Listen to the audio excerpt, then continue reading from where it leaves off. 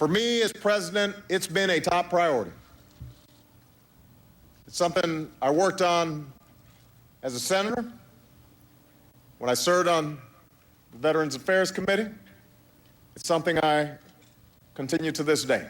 Since I took office, we've hired over 200,000 veterans to serve in the federal government.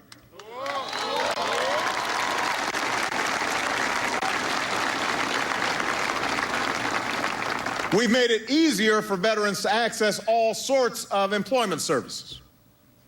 You just heard how Michelle and Jill have worked with businesses to secure tens of thousands of jobs for veterans and their families. And with support from Democrats and Republicans, we've put in place new tax credits for companies that hire veterans.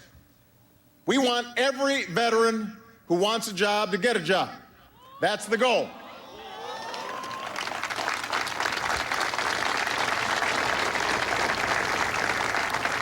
And those of you who want to pursue a higher education and earn new skills, you deserve that opportunity as well.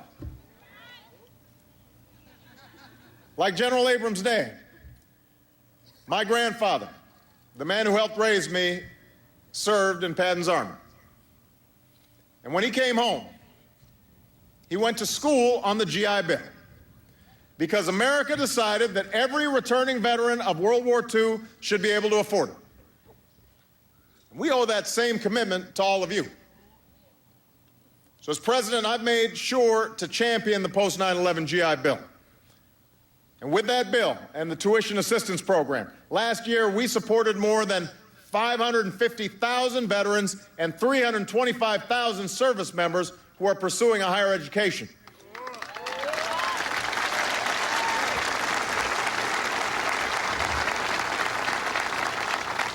Because higher education is the clearest path to the middle class. Now that's progress, but we've got more to do. We can't be satisfied with what we've already done. We've got more to do. We've got to make sure you've got every tool you need to make an informed decision when it comes to picking a school. And that's why Michelle and I are here today. Right now, it's not that easy. I've heard the stories. Some of you guys can relate. You may have experienced it yourselves. You go online to try and find the best school for military members or your spouses or other family members. You end up on a website that looks official. They ask you for your email. They ask you for your phone number. They promise to link you up with a program that fits your goals. Almost immediately after you've typed in all that information, your phone starts ringing. Your inbox starts filling up. You've never been more popular in your life. All these schools want you to enroll with them. And it sounds good. Every school and every business should be out there competing for your skills and your talent and your leadership. Everything that you've shown in uniform. But as some of your comrades have discovered, sometimes you're dealing with folks who aren't interested in helping you. They're not interested in helping you find the best program. They are interested in getting the money. They don't care about you. They care about the cash. So they harass you into making a quick decision with all those calls and emails. And if they can't get you online, they show up on posts. One of the worst examples of this is a college recruiter who had the nerve to visit a barracks at Camp Lejeune and enroll Marines with brain injuries. Just for the money. These Marines had injuries so severe, some of them couldn't recall what courses the recruiter had signed them up for. That's appalling. That's disgraceful.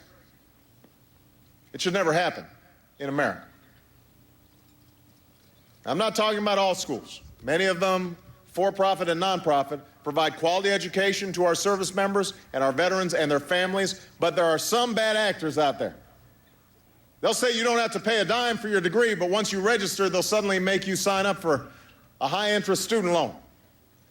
They'll say that if you transfer schools, you can transfer credits, but when you actually try to do that, you suddenly find out that you can't. They'll say they've got a job placement program when in fact they don't. It's not right. They're trying to swindle and hoodwink you. And today here at Fort Stewart, we're going to put an end to it. We're putting an end to it.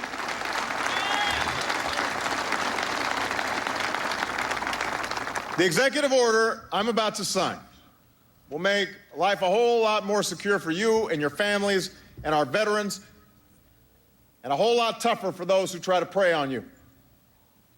Here's what we're going to do. First, we're going to require colleges that want to enroll members of our military or veterans or your families to provide clear information about their qualifications and available financial aid.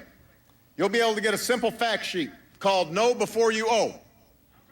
Know Before You Owe. And it will lay out all the information that you need to make your own choices about how best to pay for college. Second, we're going to require those schools to step up their support for our students. They need to provide a lot more counseling. If you've got to move because of a deployment or a reassignment, they've got to help you come up with a plan so that you can still get your degree.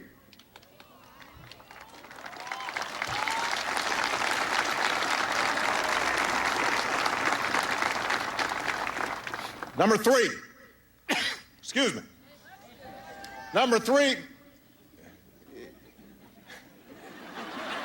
we're going to bring an end to the aggressive and sometimes dishonest recruiting that takes place. We're going to up our oversight of improper recruitment practices. We're going to strengthen the rules about who can come on post and talk to service members. And we're going to make it a lot easier for all of you to file complaints and for us to take action when somebody's not acting right. This is about making sure you succeed, because when you succeed, our country succeeds. It's that simple.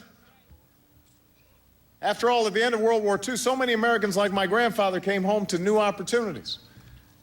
Because of the original GI Bill, by 1947, half of all Americans who enrolled in college were veterans.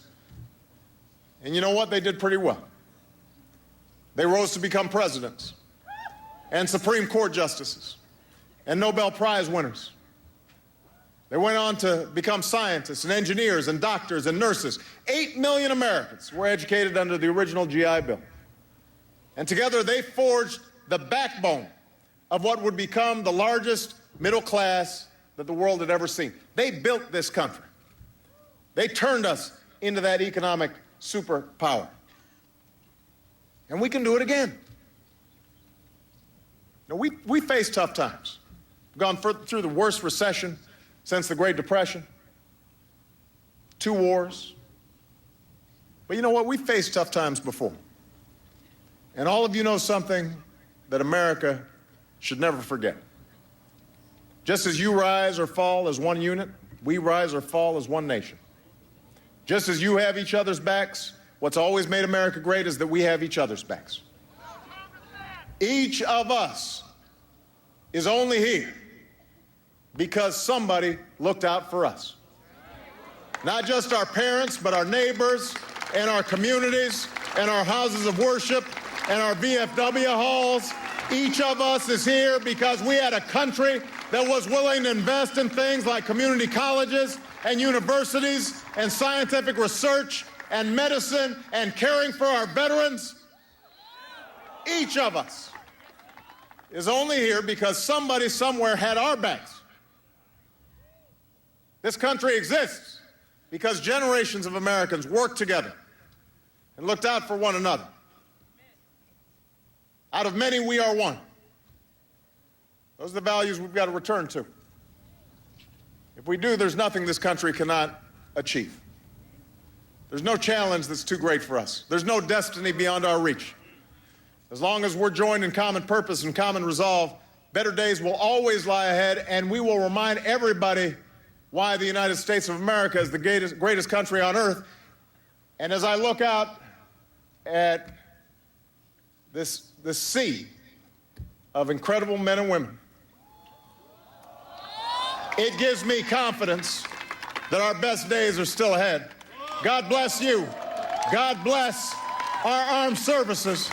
God bless the 3rd Division. God bless the United States of America. Thank you very much.